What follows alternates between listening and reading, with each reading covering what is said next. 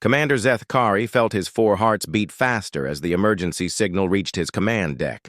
The red lights flashed across every screen in the bridge of his ship while alarm sounds filled the air. His scaled hands moved quickly over the control panel as he read the message that would change everything he thought he knew about war. The hive swarm had broken through the outer defense line. 3 colony worlds were under attack. Millions of insect-like creatures were eating everything in their path.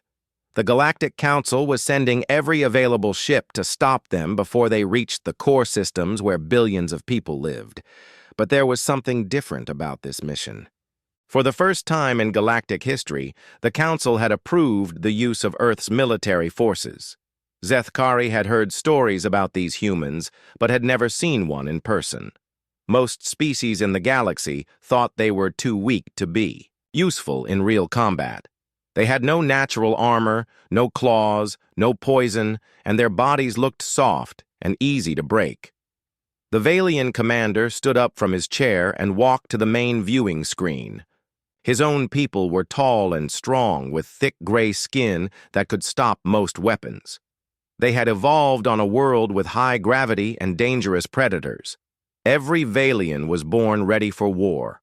These humans came from a world with weak gravity and small animals. How could such creatures help fight the most dangerous enemy in the galaxy? 3 hours later, Zethkari watched as a human ship approached his vessel. The ship looked strange compared to Valian designs, where his people built. Their ships thick and heavy like fortresses, the human ship was sleek and fast like a hunting blade. Strange markings covered its hull, and weapons pointed in directions that made no tactical sense. The docking bay doors opened with a loud hiss. Zethkari walked down to meet these new allies, expecting to see warriors who looked ready for battle. Instead, 2 humans stepped out of their small transport ship. They were even smaller than he had imagined. The male human barely reached Zethkari's chest, and the female was even shorter.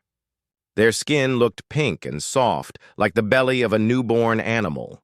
The male human stepped forward and smiled, showing small white teeth. "Commander Zethkari, I'm Captain Jake Morrison. This is Lieutenant Lisa Carter. We're here to help you kill some bugs." Zethkari stared at the human captain.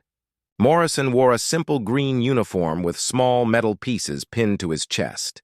He carried no visible weapons and showed no signs of the battle scars that marked experienced Valian warriors.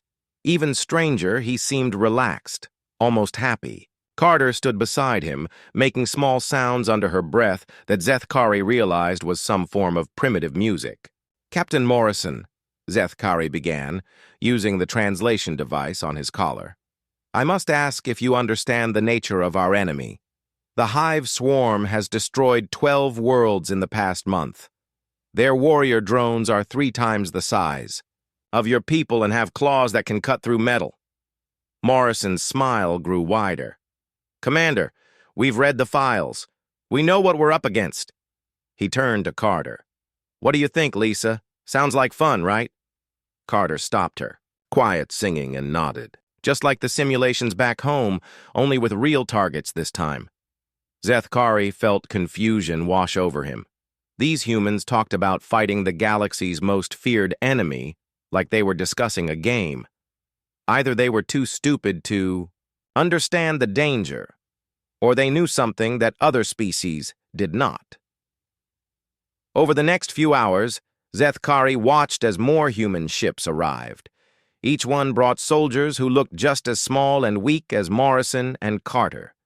They gathered in the main hangar bay, checking weapons that seemed too large for their bodies and talking in loud voices about the coming battle. Some of them were laughing. The Valian commander called his senior officers together for a private meeting. "What do you think of our new allies?" he asked them. Captain Velthar, his weapons officer, shook his head. "They look like children playing with toys." "How did the Council expect these creatures to help us?" Lieutenant Murdoch, the ship's tactical expert, studied the reports on his data pad. "Their weapons are impressive, but their bodies are too weak to use them effectively. One hit from a hive warrior will kill them instantly." Zethkari looked through the viewing port at the human ships moving into formation. Something about the way they flew bothered him.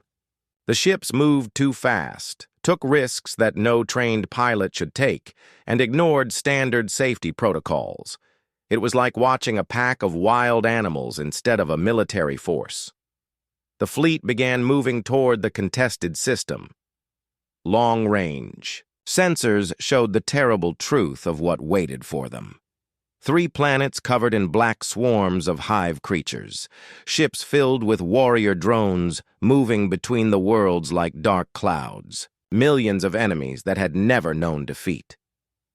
As they got closer to the battle zone, Zethkari received a message from Morrison. "Commander, we're reading massive enemy numbers ahead. This is going to be interesting." Interesting. That was the word the human used to describe flying into almost certain death. Zethkari began to wonder if bringing these strange creatures into battle was the Council's greatest mistake, or their only hope for survival. The space battle began at dawn, ship time. Zethkari watched from his command deck as the joint fleet dropped out of faster-than-light travel at the edge of the contested system. The sight that greeted them would have made any sane commander order an immediate retreat. Thousands of hive ships swarmed around the 3 colony worlds like angry insects around a disturbed nest. Each enemy vessel was the size of a small moon, covered in weapons that could crack planets. Their dark hulls seemed to absorb light itself, making them look like holes torn in the fabric of space. The Galactic Council forces numbered less than 200 ships. Even with their advanced technology and superior training, the odds were hopeless. Any reasonable military commander would have pulled back to regroup and wait for reinforcements. The humans had a different idea. "All ships, this is Morrison," came the transmission from the human flagship. "We're going straight in. Target the big ones first and don't worry about the small stuff." Zethkari felt his scales stand up in alarm. "Captain Morrison, standard protocol requires a careful approach to assess enemy positioning and—" "Commander," Morrison's voice cut through the comm channel. "With respect, your standard protocol is about to get everyone killed. Trust us on this. 1." Before Zethkari could respond, the human ships broke formation and accelerated toward the enemy fleet at maximum speed. What happened next would stay burned in the Valian commander's memory for the rest of his life. The lead human ship, a heavy cruiser called Terra's Wrath, flew directly at the largest hive vessel. Zethkari expected it to fire its weapons and then turn away to attack from a safe distance. Instead, the ship kept flying straight ahead, its engines glowing brighter as it built up speed. "What are they doing?" Captain Velthar asked, his voice tight with confusion. Zethkari realized the truth a few seconds before impact. "They're ramming it!" Terra's Wrath smashed into the hive ship's forward section like a spear thrown by an angry god. The explosion lit up space for thousands of kilometers in all directions. Both ships died in the blast, but the hive vessel had been carrying thousands of warrior drones that would never reach the planet's surface. The other human ships followed their lead. Ship after ship accelerated to ramming speed and drove themselves into enemy vessels. They turned their own ships into weapons, trading one human life for hundreds of hive drones. It was tactical thinking that no civilized species would ever consider. "This is madness," Lieutenant Murdoch whispered as he watched another human ship explode against a hive carrier, but Zethkari was beginning to see the method in their madness. The ramming attacks were creating gaps in the enemy formation. Human fighters were pouring through those gaps, striking at the hive ship's weak points while they were still recovering from the impacts. The communication channels filled with human voices, and what Zethkari heard made his blood run cold. The humans weren't screaming in fear or calling for help. They were laughing. "Nice hit, Danny," came one voice, as a human pilot destroyed 3 enemy fighters with a single missile. "Watch this," replied another as his ship spun through a move that should have torn it apart from the stress. Lieutenant Lisa Carter's voice came through the comm as her fighter squadron dove into a cloud of enemy drones. "Come on, you ugly bugs, let's dance." These creatures were enjoying themselves. They had turned the most dangerous battle of the war into some kind of game. Zethkari's own ship shuddered as enemy weapons found their target. Warning lights flashed across his control panels as hull sections began venting atmosphere into space. A hive battlecruiser was closing in for the kill when two figures in spacesuits appeared outside his viewing port. Sergeant Alex Turner and Corporal Maria Rodriguez had somehow gotten outside their ship and were flying through the battle zone with nothing but small maneuvering thrusters to guide them. Enemy weapons fired all around them as they moved toward the hull breach on Zethkari's ship. "What are they doing out there?" Velthar demanded. "They're repairing our hull," Zethkari said, unable to believe what he was seeing. The two humans worked with calm efficiency while death flew past them in the form of energy beams and explosive projectiles. Turner welded metal plates over the hole, while Rodriguez connected new power cables to restore life support. They worked like mechanics in a peaceful shipyard instead of soldiers in the middle of a space battle. When they finished, Rodriguez's voice came through the comm system. "You're patched up, Commander. Try not to get hit in the same place twice." The battle raged for 6 hours. By the end, half the human fleet was gone, turned into clouds of glowing debris that drifted between the planets. But they had accomplished the impossible. The hive fleet was broken, scattered, and running for the outer system. As Zethkari surveyed the battlefield, he listened to the human casualty reports. Ship commanders called out the names of their dead in calm, professional voices. There was sadness in their voices, but also something else, pride. They were proud of how their people had died. "Commander," Morrison's voice came through the comm. "We're ready to begin the ground assault. The first planet has about 10 million hive drones on the surface, but we can handle that." 10 million. The number hit Zethkari like a physical blow. Even after everything he had just witnessed, the humans were talking about fighting 10 million enemies like it was just another job to finish. "Captain Morrison," Zethkari said carefully, "perhaps we should wait for reinforcements before—" "Commander," Morrison interrupted, and this time his voice had changed. The friendly, joking tone was gone, replaced by something cold and hard. "We didn't come here to wait. We came here to win." As the surviving ships moved toward the first planet, Zethkari realized that the space battle had been just a warm-up. The real war was about to begin on the ground, and he was starting to understand that these humans fought by rules that no other species had ever imagined. The transport ship shook as it entered the atmosphere of New Saren, the first colony world under hive control. Zethkari gripped his seat as explosions rocked the hull. Through the small window, he could see the planet's surface covered in black, structures that the hive had built from the bones of dead colonists. Beside him sat Staff Sergeant Ryan Phillips, a human soldier who looked even smaller inside his heavy armor. Private Kelly Johnson checked her weapons for the third time, while Specialist Tony Garcia stared out the window with cold eyes. None of them showed any sign of fear, even though they were flying into the heart of enemy territory. 2 minutes. "To drop zone," called the pilot over the comm system. Phillips stood up and walked to the back of the transport where a dozen human soldiers waited. His voice was calm and steady as he spoke. "Remember what we practiced, people. The bugs like to dig tunnels under everything. We're going to use those tunnels against them. Johnson, you're on explosives. Garcia, you take point when we go underground. Everyone else, watch your sectors and keep your heads down." Zethkari had studied human military doctrine during the flight to the planet. Their tactics made no sense according to Valian standards, where his people fought in organized formations. With clear command structures, humans seemed to prefer small groups that moved independently. They broke every rule of proper warfare. The transport touched down in a landing zone that had been cleared by orbital bombardment. Smoke rose from burning hive structures while the screams of dying drones echoed across the battlefield. The rear. Door dropped open and the humans ran out into the hell that waited for them. Zethkari followed, his heavy armor protecting him from the acid rain that fell from the poisoned sky. The ground was covered in a black substance that the hive used to convert organic matter into building material. Every step left smoking footprints as the acid ate through their boot soles.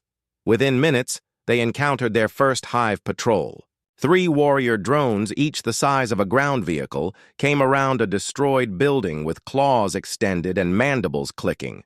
Zethkari raised his plasma rifle, ready to take cover and engage in proper suppressing fire. The humans had other plans. Philip shouted something in their primitive language, and all 3 soldiers scattered in different directions. Instead of maintaining formation, they moved like liquid, flowing around obstacles and using the terrain to their advantage. Johnson rolled behind a pile of rubble, while Garcia climbed up the side of a damaged wall with movements that seemed impossible for a creature without claws. The hive drones, confused by targets that refused to stay in one place, hesitated for just a moment. That moment was all the humans needed. Garcia dropped from above, landing on the back of the largest drone with a combat knife in each hand.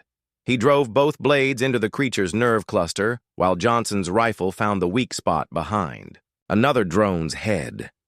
Philip simply walked up to the 3rd drone and placed an explosive charge against its chest before stepping back to watch it die. The entire fight lasted less than 30 seconds. "Not bad," Philip said as he reloaded his weapon. "Garcia, you're getting faster at finding the nerve clusters."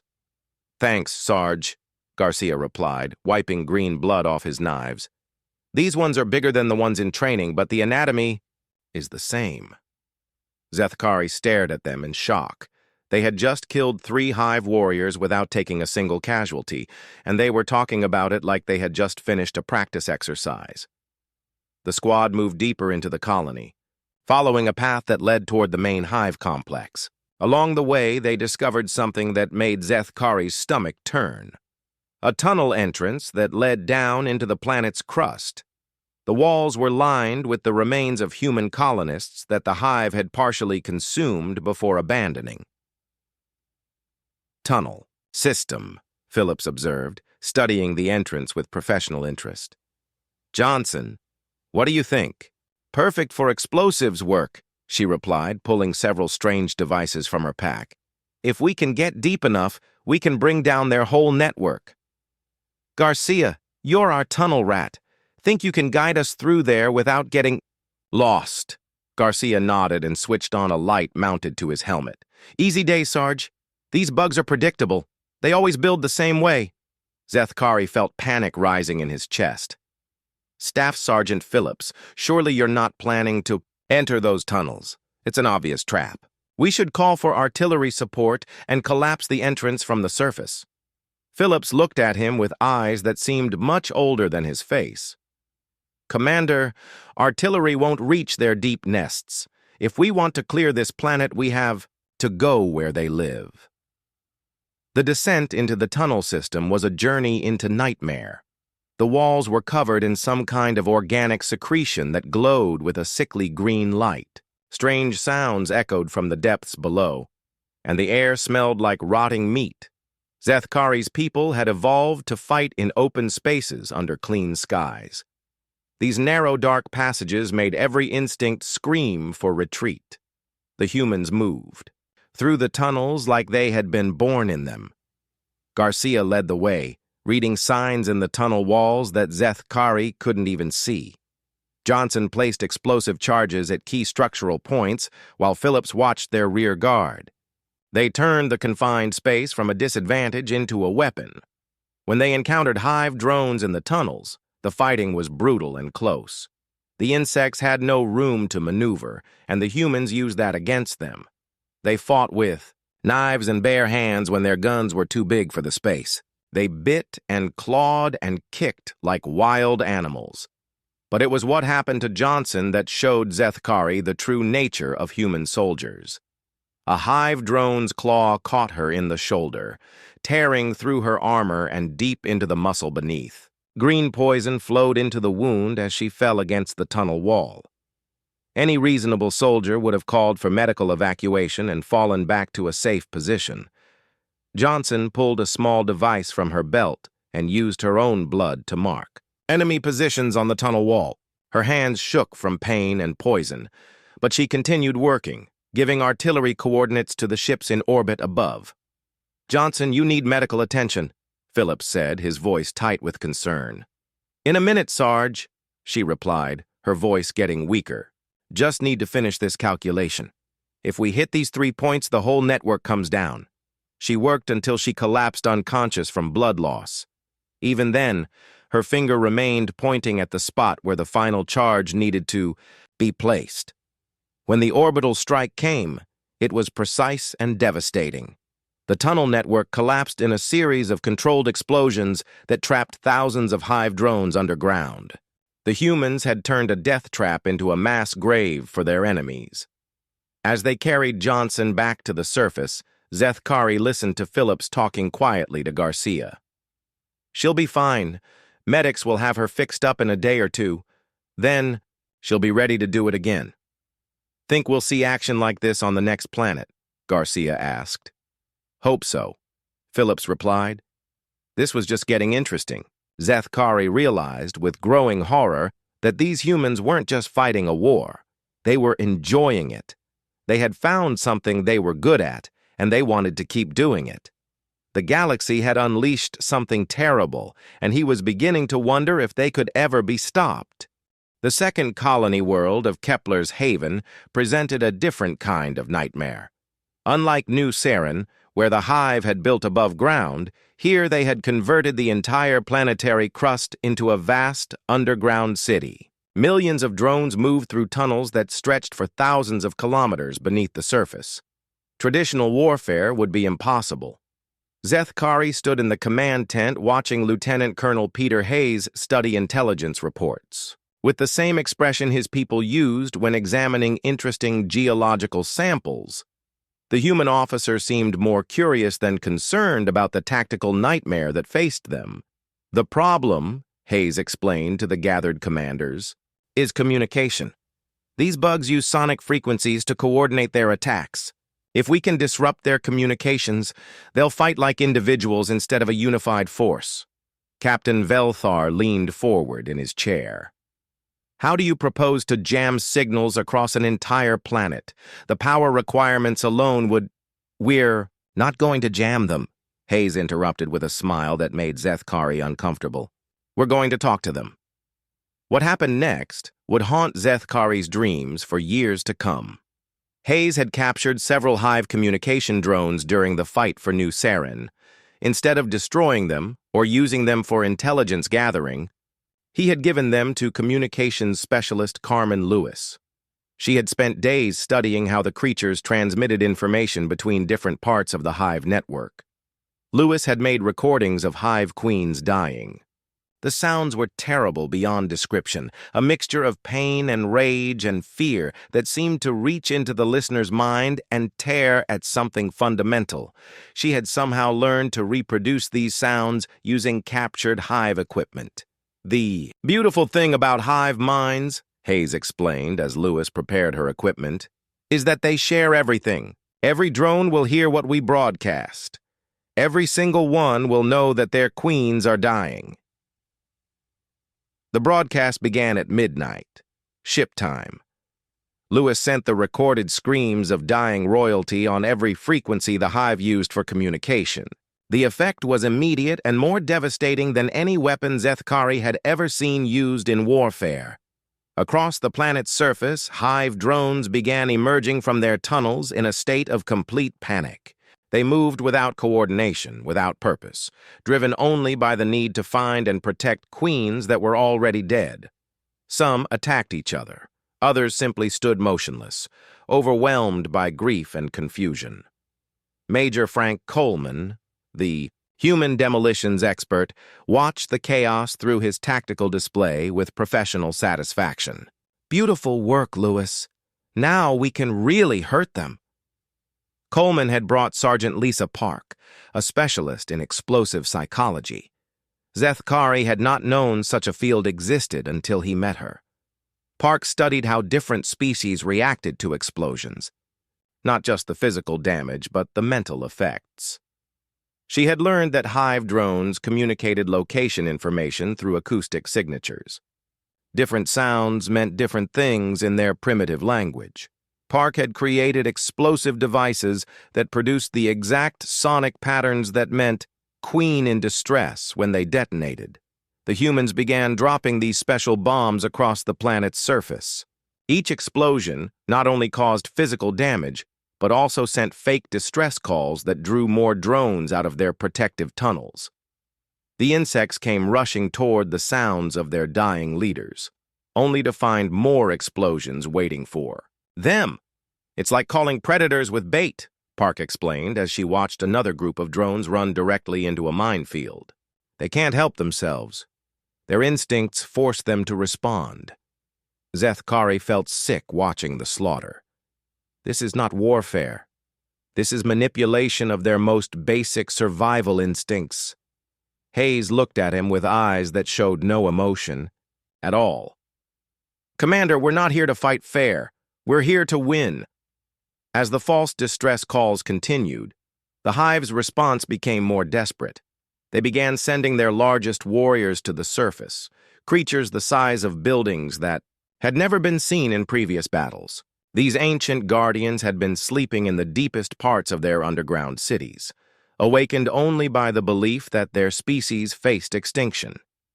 The humans were ready for them. Captain Rachel Stone led a night raid against one of the massive creatures that had emerged near the planet's northern pole. Her unit moved in complete darkness, using primitive weapons like knives and clubs to avoid making sounds that might alert their target. Zethkari accompanied the raid, equipped with night vision gear that let him see what the humans were doing. What he witnessed challenged everything he thought he knew about civilized behavior. Stone's soldiers didn't just kill the giant hive guardian. They carefully carved symbols into its body while it was still alive, using the creature's own defensive secretions to create marks that would be visible to other drones. The symbols told a story in the hive's visual language, a message that said their greatest protectors were weak and helpless. When other hive forces found the body, they didn't just see a dead guardian. They saw proof that nothing could protect them from the humans. The psychological effect spread through their ranks like a virus, breaking their will to fight before the physical battle even began. "Why do you leave them arranged like this?" Zethkari asked, as Stone's team positioned the body in a specific pattern. "Because they'll tell the story to others," Stone replied, wiping green blood from her knife. "Fear is a weapon, Commander. Sometimes it's more effective than bullets." The most disturbing part was listening to the humans talk about their kills. They kept count, turning death into a competition. Corporal Mike Chen had 17 confirmed kills. Sergeant Kate Brown had 23. They discussed their techniques like artists comparing different styles of painting. "The trick with the big ones," Chen explained to a younger soldier, "is to go for the nerve clusters behind their front legs. Takes longer, but they stay conscious while they die. Makes more noise that way." "What about the medium-sized drones?" the younger soldier asked. "Those are easy. Just cut the communication tentacles and they lose coordination. Then you can take your time." They were teaching each other how to kill more efficiently, how to cause more fear, how to break their enemies, minds as well as their bodies. War had become a science for them, and they were eager students. As the second planet fell to human tactics, Zethkari realized that the galaxy had made a terrible mistake. They had asked these creatures to fight their war for them, not understanding what they were unleashing. The humans didn't just defeat their enemies. They studied them, learned their weaknesses, and then used that knowledge to destroy them in ways that went far beyond simple killing. The hive swarm had been the galaxy's nightmare for generations. But watching the humans work, Zethkari began to understand that there were worse things than being killed by monsters. There was being killed by creatures who made an art form out of death, who found beauty in the perfect application of violence, who could look at any living thing and see exactly how to break it. The humans were not just winning the war. They were rewriting the rules of what war could be, and Zethkari feared that the galaxy would never be the same. The third colony world of Harmony's End was different from the others.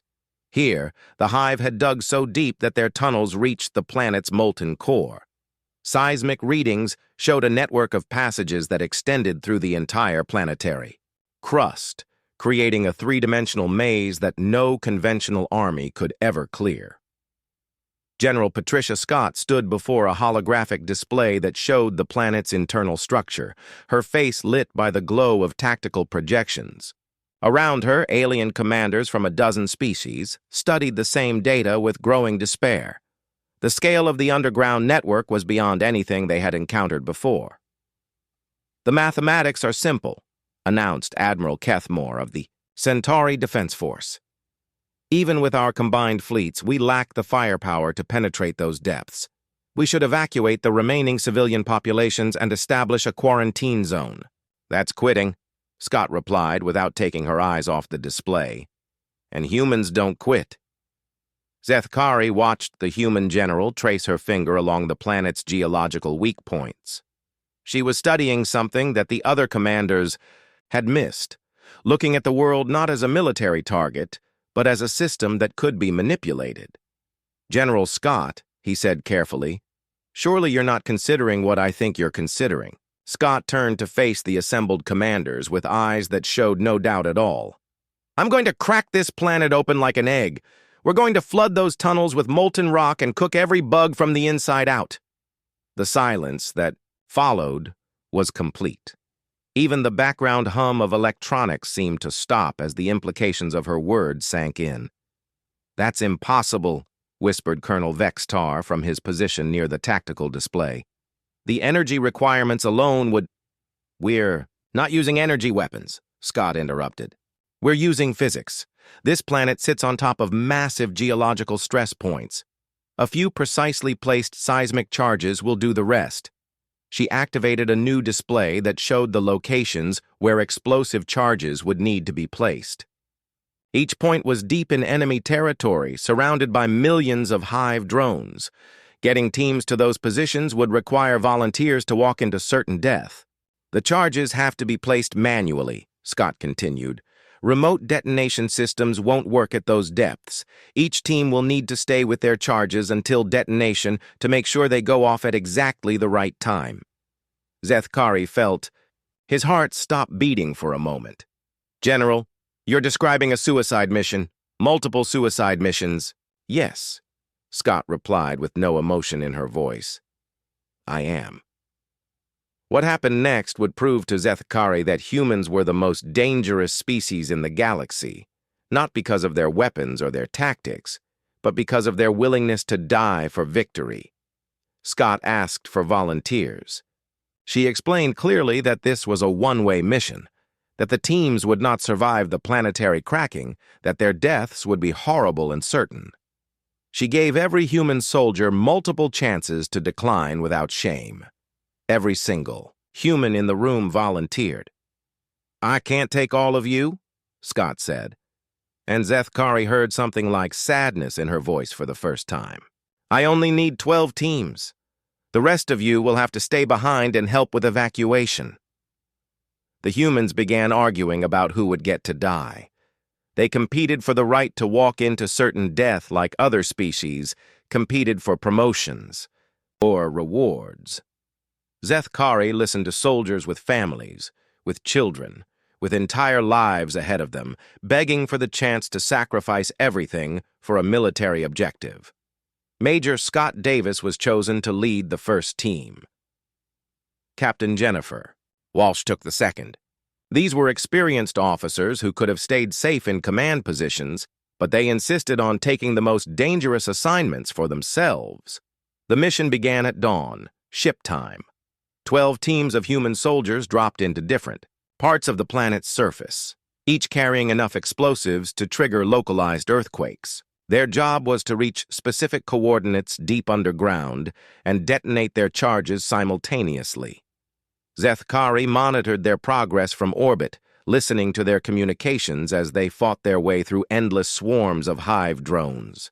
The humans moved through enemy territory like ghosts, using stealth and speed to avoid major confrontations until they reached their target zones. Davis's team was the first to reach their position, a deep cavern system that connected to 3 major tunnel networks. They set up their charges with mechanical precision, while hive warriors closed in from all directions. "Explosives are in position," Davis reported over the comm. "Beginning final countdown sequence, sir," came the voice of his communications. "Officer, Sergeant Paul Miller. We've got movement in all the surrounding tunnels. Looks like every bug on this level is heading our way." "How long until they reach us?" Davis asked. 2 minutes, maybe 3. "Perfect timing," Davis replied. "Miller, send our coordinates to Orbital Command and request immediate artillery support on our position." Zethkari leaned forward in his command chair. Did he just request artillery fire on his own location? The answer came from Miller himself. "Confirmed Orbital Command. Fire mission on our coordinates. Danger close is not a factor." They were calling down explosions on their own heads. Not by accident, not because they were surrounded and had no choice, but as part of their plan. They were using their own deaths as weapons. Similar reports came in from other teams across the planet. Walsh's team had reached their target but was cut off by hive reinforcements. Instead of requesting extraction, she asked for her position, to be marked as a secondary target for the seismic charges. "If our bombs don't finish the job," she transmitted, "make sure you drop a big one right on top of us." Team after team reached their positions and set up their explosives. Some were overrun by hive forces before they could complete their missions. Others were trapped in collapsed tunnels. All of them continued working until their last breath, adjusting explosive yields and timing sequences even as they died. Corporal Amy Foster's final transmission came from the deepest position, nearly at the planet's core. "Charges are armed and ready. The math says this will create a chain reaction all the way to the surface. If anyone is listening up there, you might want to get farther away from the planet." Her voice was calm and steady as she reported her own approaching death. "Timer is set for 60 seconds. It's been an honor serving with you all." The synchronized detonation began exactly on schedule.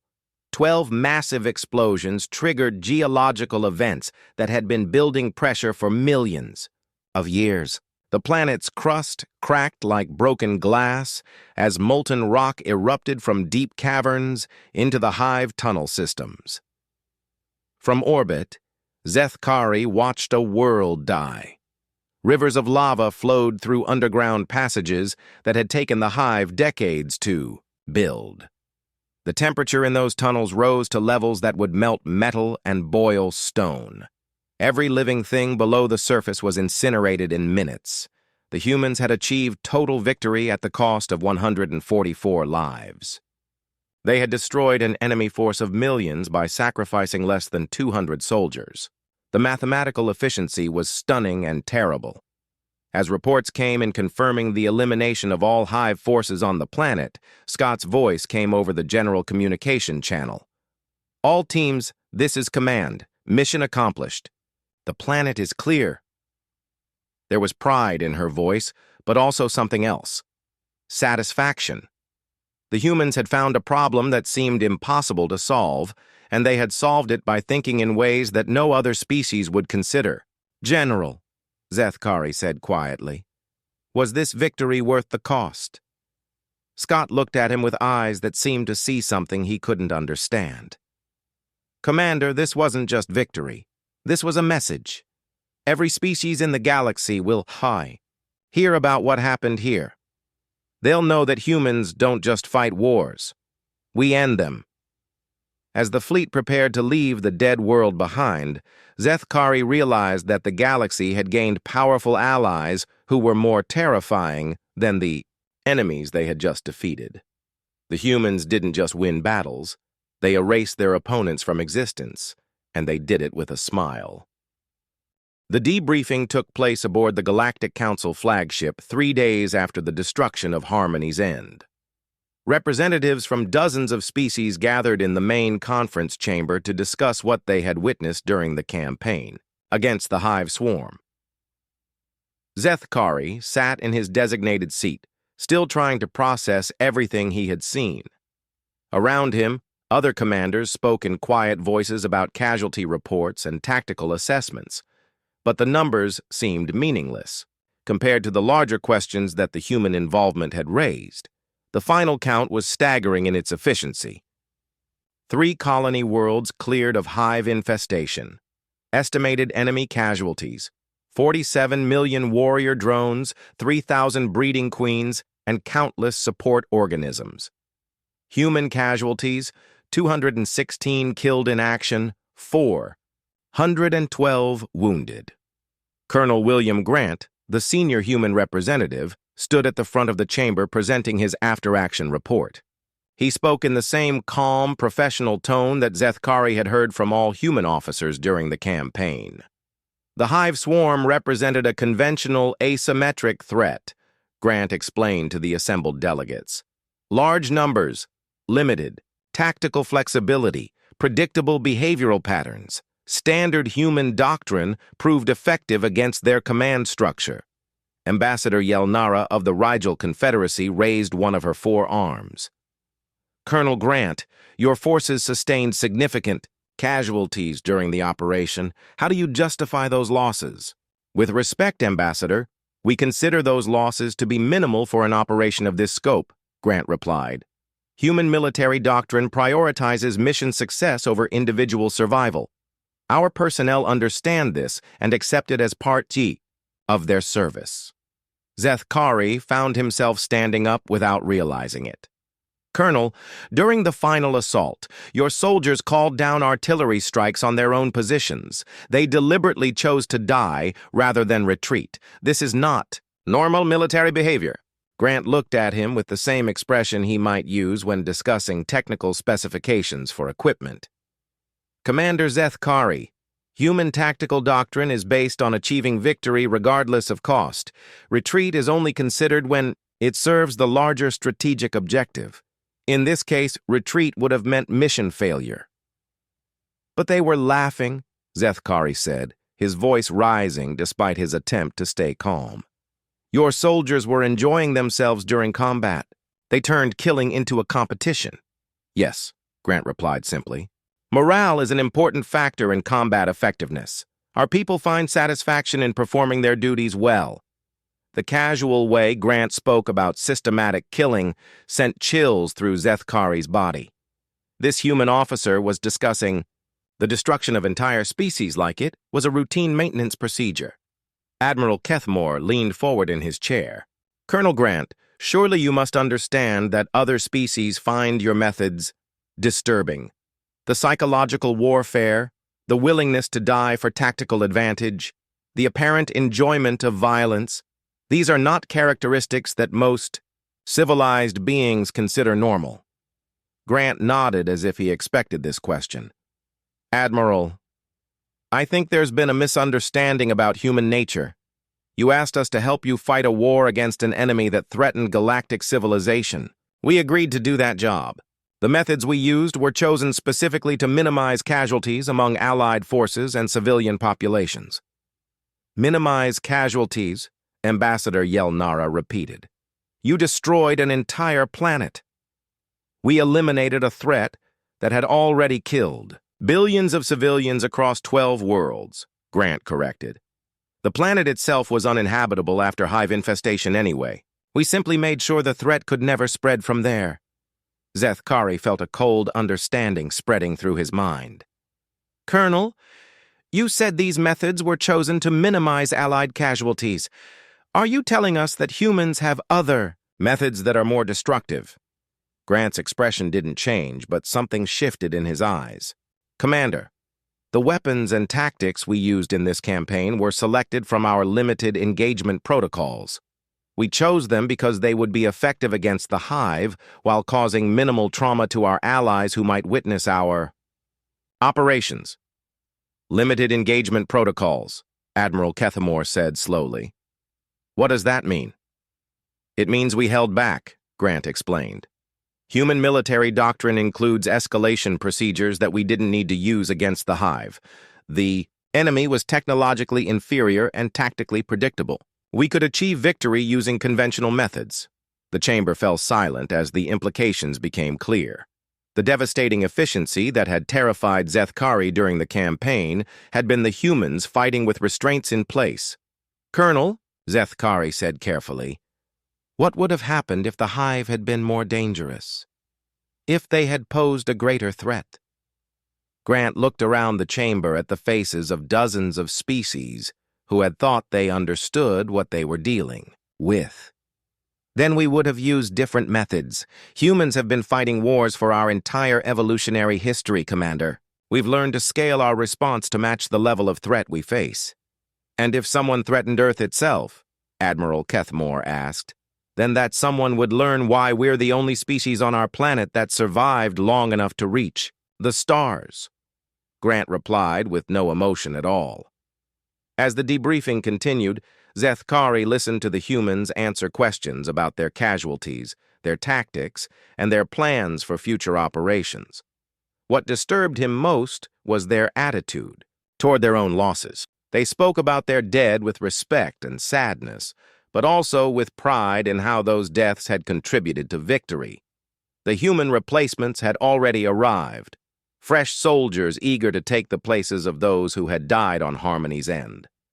They weren't mourning their losses or reconsidering their tactics. They were asking where the next threat might emerge.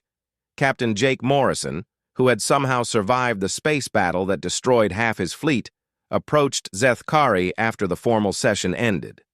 "Commander, I wanted to thank you for fighting alongside us," Morrison said. "Your people showed real courage out there." "Captain," Zethkari replied, "I have to ask, do your people ever feel fear?" Morrison smiled the same friendly smile that had confused Zethkari during their first meeting. "Of course we do, Commander. Fear keeps you alive in combat. But we've learned that courage isn't about not being afraid. It's about doing what needs to be done even when you are afraid." "And what needs to be done?" "Whatever it takes to protect the people we care about," Morrison said. "That's what humans do, Commander. We find out what threatens our friends and our families, and then we remove that threat permanently." As the human ships prepared to return to Earth, Zethkari found himself in his private quarters writing his final report on the campaign. The words came slowly as he tried to capture the full scope of what he had witnessed. The hive swarm had been the galaxy's greatest nightmare for generations. They had destroyed worlds, consumed civilizations, and resisted every attempt to stop their expansion. It had taken the combined fleets of 12 species just to slow them down. The humans had eliminated them in less than a week, but the victory had come at a cost that went beyond simple casualty numbers. The galaxy now knew that there was a species among them that could wage war with efficiency that bordered on art. They had seen creatures who could look at any enemy and find ways to destroy them that went far beyond simple killing. Zethkari concluded his report with a recommendation that would shape galactic policy for generations to come. "The human alliance should be maintained at all costs," he wrote, "because there were only two types of species in the galaxy now: those who were friends with humanity, and those who would eventually be conquered by them." The most terrifying realization was that the humans didn't seem to understand how frightening they were. They saw themselves as protectors, as allies who had simply done their job. They didn't realize that they had revealed themselves to be the most dangerous predators the galaxy had ever known. As Zethkari sealed his report and prepared it for transmission to the Galactic Council, he reflected on the greatest irony of the entire campaign. The galaxy had asked the humans to help them fight monsters, never realizing that they were inviting even more dangerous monsters to join their cause. The difference was that these monsters fought for the right side, and that was the only thing that would let any of them sleep peacefully in the years to come.